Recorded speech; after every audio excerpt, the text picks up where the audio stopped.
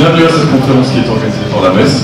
Pour ceux qui ne le sauraient pas, la MES c'est l'association des étudiants des masters en économie de Strasbourg. Elle a été créée il y a maintenant 2 ans dans le but de rassembler les étudiants du master analyse et politique économique de la faculté de sciences, économie et gestion.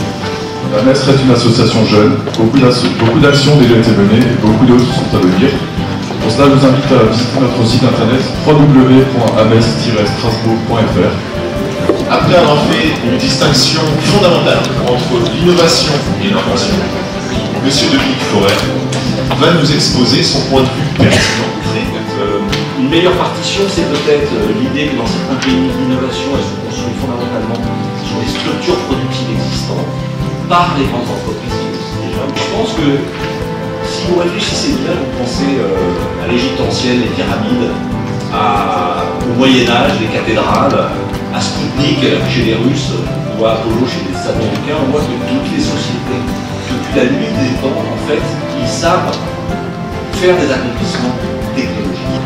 Ce sont des chefs-d'œuvre qui signent la puissance d'un État, mais ce ne sont pas des innovations. Où la capacité d'innovation peut amener assez de revenus au pays, mais apparemment, imposer des impôts, ça empêche le développement de l'entreprise, mais ça va être bien. Merci. Excellente question, là, elle est plus difficile. Et je pense que la différence entre les deux voies, c'est vraiment le fait que la voie 2 de l'innovation, c'est la voie de l'entrepreneuriat, du test d'idées qui peuvent être commercialisées, qui peuvent marcher. Finalement, la voie 2, elle est basée implicitement sur un état minimum.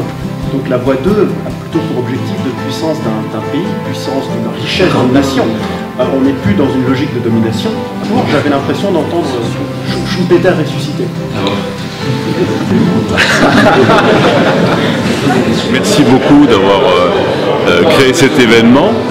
Et voilà, je crois que nos 2 laboratoires, de son côté, et puis nous ici au Bêta, on a continué à travailler sur le thème de l'économie de l'innovation, mais en l'orientant de plus en plus vers l'innovation au sens économique. Et je dirais même, parce que c'est ça le mot à la mode actuellement, la dimension de la créativité qui est au cœur de l'innovation. Alors, une fois de plus, Dominique Forêt nous a fait une magnifique prestation. L'amphithéâtre était plein. L'événement était magnifiquement organisé par les étudiants. Il n'y a pas eu un seul couac. C'est à nouveau la MES, malgré son jeune âge, a su parfaitement gérer cette situation et on attend d'autres événements du même calibre et aussi réussis que celui-ci. Qui peuvent être commercialisés, qui peuvent marcher. J'étais vraiment surpris par la mobilisation des étudiants, l'amphi était plein. En fin de journée, comme ça, c'était assez exceptionnel. Donc félicitations aux organisateurs. J'étais vraiment surpris par le public, l'audience, l'attention, les questions et bravo à l'association. Beaucoup de succès.